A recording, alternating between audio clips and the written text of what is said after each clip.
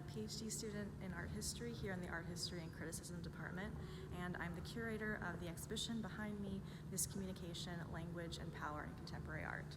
This exhibition is taking place in the beautiful Zuccaire Gallery on Stony Brook's campus and was funded and supported by the SUNY PAC, the PACC Prize for Creativity, Performance, and Curation, and so my prize was won the prize for curation. So thank you so much to the SUNY system for supporting this exhibition. My exhibition features 15 artists, and these artists are thinking about the ways that language inherently has power in it. There are hierarchies in language, so thinking about the way that, for example, the English language is a globally dominant language. Young children all over the world are taught English from a young age from English language teachers who are sent off there to different countries. Thinking about the indigenous languages that have been lost due to colonization. Also the ways that certain dialects are privileged over others. So the way that a certain kind of academic or professional speak is privileged over a more vernacular, maybe slang kind of way of speaking, and these kind of implications are often raced and classed. So my exhibition features these 15 artists dealing with these topics, and it features work that spans drawing, video, sculpture, and media art. So I'll take you through this exhibition now. So here we have my title panel. The text was designed by the fabulous Helen Yin Chen, just a shout out there. So this first work I'm going to talk about is here on the pedestal. This is a ephemera piece from an exhibition, from a performance performed by Benjamin Lundberg Torres Sanchez during the opening reception of the exhibition. So Lundberg Torres Sanchez is a performance artist, and they were born in Bogota, Colombia, but was adopted by white American parents, and so thus didn't learn Spanish growing up. And so they learned Spanish later in their life and reconnected with their birth family and have kind of had this experience of a language barrier with their biological family. But at the same time, Lundberg Torres Sanchez is thinking about the ways that Spanish itself is a colonial language. So they have a very complicated relationship with the Spanish language because it was also forced on indigenous people during colonization. And so during the performance, Lundberg Torres Sanchez played this audio cassette tape with a beginning Spanish track, saying things like "Hola," repeat after me. And while they were kind of learning this Spanish language, they were also attempting to eat a massive cow tongue. Just wanted to flip here. So they're eating this really, really massive cow tongue and choking on this massive cow tongue. And so, there's a kind of play on words where tongue in Spanish, is lengua, which also means language. So they're kind of choking on this lengua, trying to consume it, trying to embody it, but also kind of enjoying it at the same time. So I'm going to take us to this work behind me. This is a drawing installation by the artist Jessie Chun, a Korean artist based in New York. So if we look closely at this work, we can see lots of different layers of vellum, very delicate. And there are these kind of abstracted U letters and these kind of wavy lines. And so Chun used English language stencils to draw out these U's in this kind of abstracted pattern. And then the wavy lines on the left side and in the center back are from bureaucratic watermarks. So thinking about visa documents, passport documents, those watermarks on the back of them or, behind the text, or even like on our transcripts. And so she took these watermarks and then manipulated them to just be these kind of abstract designs.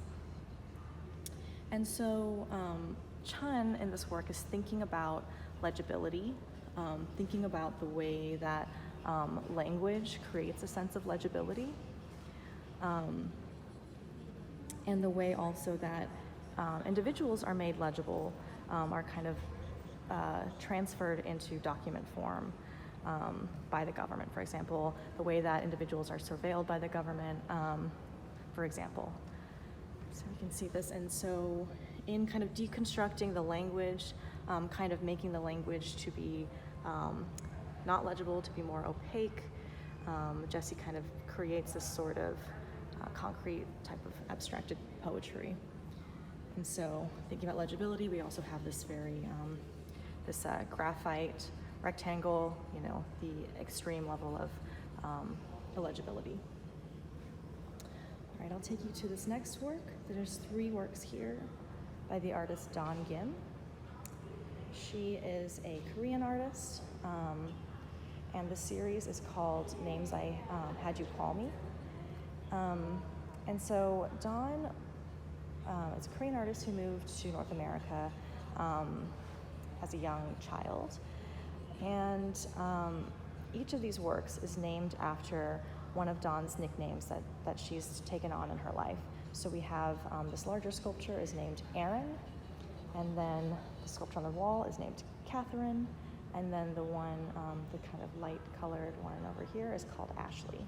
And so Dawn's name is actually pronounced Taeun in Korean, but the artist realized that, you know, Taeun was a challenging name for her, you know, English-speaking peers to pronounce, so she took on a more kind of assimilated English language name.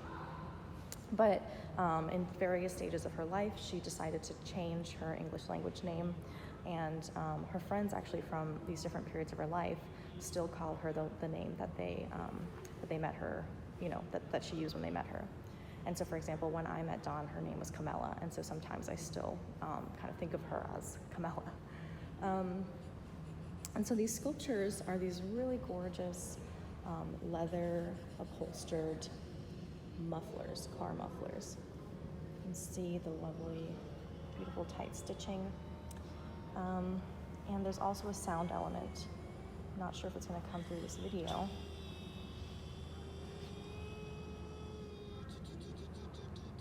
So this one is kind of the sound of a car idling. And then this work here, we have the sound of a car's vroom. Not sure if it's going to catch in the video. But so Dawn decided to add the sound element because she's thinking about the way that the vroom onomatopoeia is like distinctly American to her. And you know, in the Korean language, you don't say vroom. So hearing this word kind of vroom and this onomatopoeia was extremely American to her. And she also chose to use car mufflers for the vroom element, but also because of the way that the car culture in Busan also kind of related to the kind of intense car culture in Los Angeles. So the way that these kind of 2 cities that she's lived in connect to each other in their respective car cultures. And right here we have a 2-channel video work by Christine Sun Kim and Thomas Mader. So Christine is a deaf artist who often works in sound, but this work is not in sound. And so Christine in this work, Christine Sun Kim is, in this work is referencing a study done by a deaf educator in which the deaf educator realized that deaf children were able to better describe texture, nuance, spatial elements through, they're better able to describe these details in ASL, or they're just better able to describe these elements in comparison to their hearing counterparts. So here we see Kim and Mader performing the different kinds of tables on the left and windows on the right. in ASL, in this kind of highly performative ASL. And so this work really is thinking about the way that language and the spoken word, the way that that's often privileged over other types of language, including sign language, and how the spoken word is not necessarily the most effective means of communication. We have our title wall. I'm gonna turn you around here. Hopefully, viewers, you all don't get too dizzy. I'm going to talk about this work up here. So here we have this work called Ninth to Olympic, which references a neighborhood in downtown Los Angeles, the Piñata district, where these piñatas were made. And so this sculptural work is made by the artist Dulce Soledad Ibarra. They're an LA-based artist. And in this work, Ibarra was really thinking about the history of the piñata. So if you're familiar with the traditional piñata, the seven-pointed piñata, you may or may not be familiar with its history. The seven-pointed piñata was actually initially used as a tool for colonization for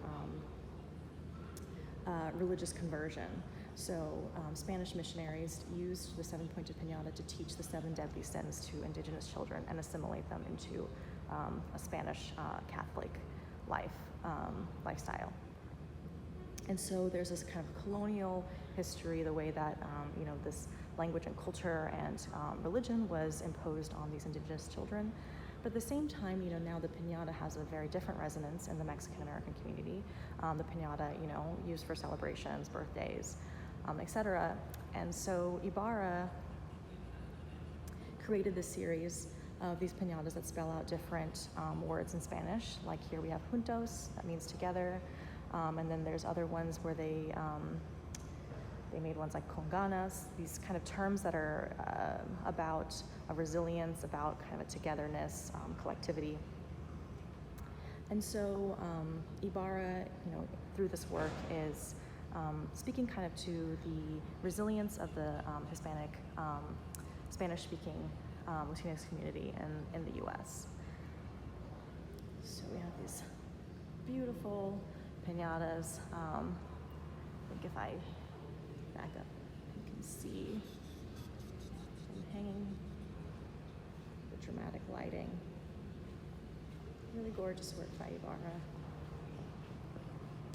They worked with the artisans from the Piñata district in Los Angeles to fabricate these. All right. I'm gonna move to the back here. I come back to this Gosshorn in a minute. And first, I'll take us to this video work by the artist Johan. So you can kind of potentially hear the audio of this work.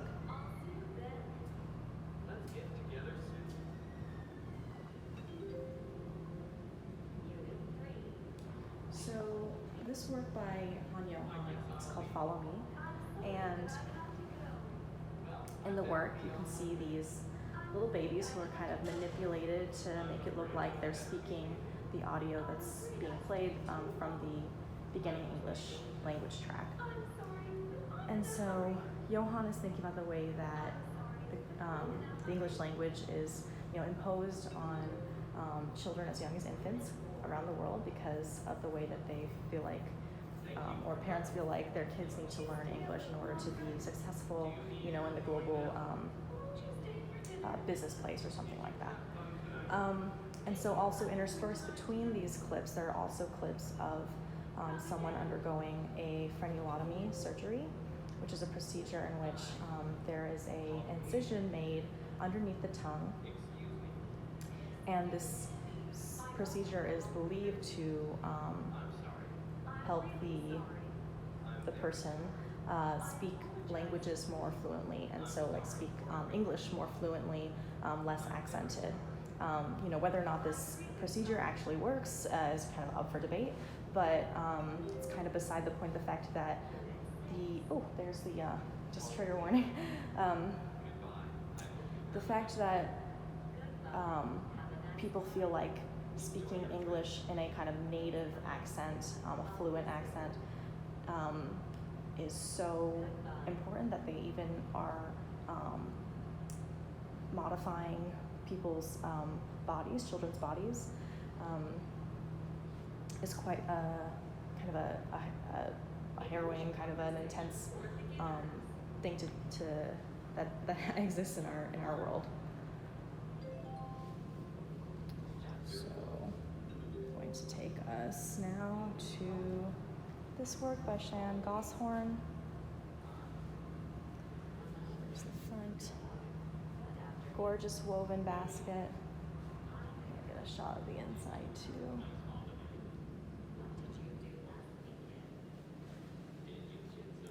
So Shannon Gosshorn is a Cherokee artist, and much of her work is engaging with the histories of the Indian boarding schools. And so the U.S. has this horrible history in which Native children were forced to be separated from their families and enter into these boarding schools where they were taught, they were forced to speak English and they weren't allowed to speak their native languages, and they were kind of taught to be assimilated into a, I guess, like dignified or kind of civilized American, white American culture, and kind of taught to like shed their indigenous cultures. And so this work is woven and made up of documents from the Carlisle Indian Boarding School, as well as it's also interwoven with written narratives of this figure here, this Native person named Torlino. Torlino was a Navajo student who was a student at the Carlisle Indian Boarding School, and the picture, the before and after picture that was taken by the Carlisle Indian Boarding School was really championed as an example of their success. So it was used in all their promotional material to show the way that, their program is so successful. Look at this indigenous person and how they became civilized. And so Gosshorn, what she does is she interweaves the two photographs together, kind of reuniting Torlino's indigenous and kind of white, quote, civilized identity. So you can see that kind of here, the way that the hair is long but also short, different kind of clothing.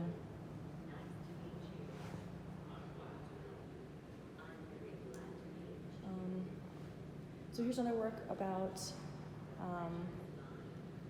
the kind of loss or decimation of indigenous languages. This is a work, these are works by the artist Frederick Burbray. He's an artist from the Côte d'Ivoire. And he spoke an indigenous language called Bete. And from French colonization, many of these indigenous languages in the Côte d'Ivoire were lost. And so in order to kind of save the cultural heritage and the myths and stories in Bete, Burbray decided to create a pictographic language to be kind of the writing language, the written language of Bete, because Bete did not have a written language. So Burbray created these kinds of pictographic symbols in order to symbolize different words in Bete. And so you can see these here. And then around the edges too, there's writing in French where Burbray is showing some kinds of puns and wordplay using Ivorian French. See these beautiful, gorgeous colors. And Burbray would draw these pictures every day, and so on the back they're all dated like this and signed. So they're almost kind of, they also almost function as a calendar, and being able to see the different drawings that you do every day. These gorgeous colors. And here, on this theme of kind of preserving indigenous languages, we have this media game by Angelina Joshua and Jake Jasinski. So Angelina Joshua is an Aboriginal artist from Australia, and her grandmother is one of 3 remaining people who speak the indigenous language called Mara. And so in Australia, in the 18th century, there were between 350 and 750 spoken languages, and now close to 90% of those languages have been decimated. And so with Jake Jasinski, she created this gorgeous media game that teaches you how to play Mara. So, oops.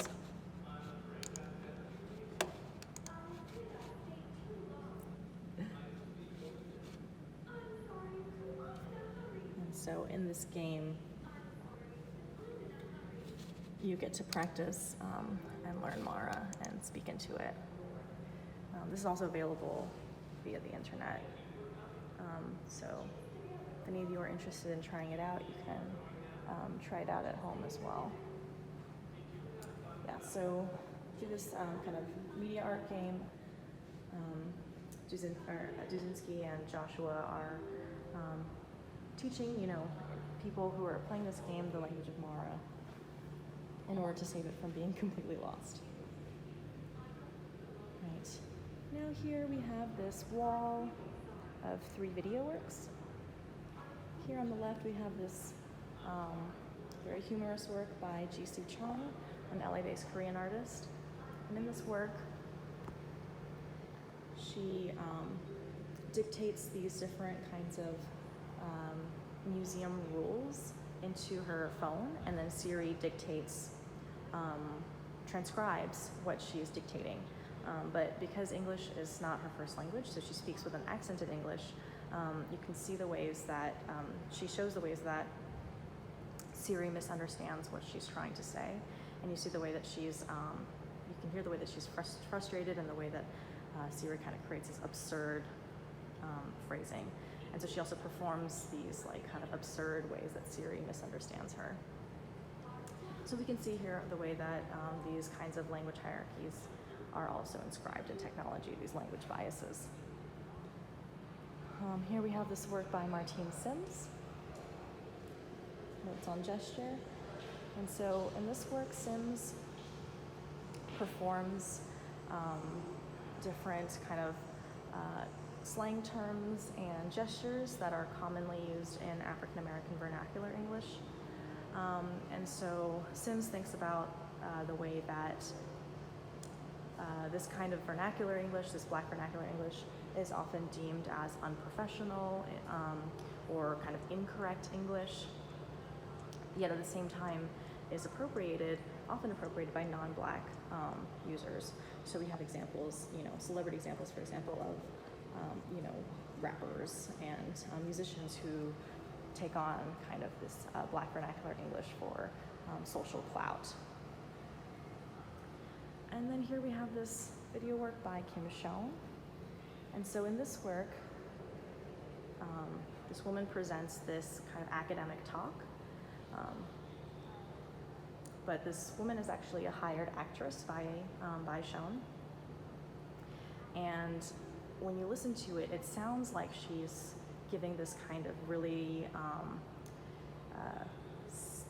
specialized speech, but you realize that it actually doesn't make any sense, it's gibberish. So she's kind of spontaneously actually coming up with this lecture as she's kind of performing, using these mannerisms and this kind of tone in her speech to symbolize or kind of convey a sense of academic authority. This work really points to the ways that this kind of academic speech and this hierarchized, this privileged way of speech is actually very much constructed. You can see here. And last work we have here are these sculptures by Clarissa Towson, a LA-based Brazilian artist. And so, get some close-ups. These are really gorgeous. So these are molds of the artist's interior of her mouth, and they're made of sugar. And each shape is a different Portuguese vowel. So we have the A, E, I, O, U. And so in this work, Towson is thinking about the way that Portuguese is also this colonial language and was imposed on indigenous people in Brazil during colonization. And then being rendered in sugar, the artist is also connecting this work to the transatlantic slave trade. So we have this gorgeous work by Towson.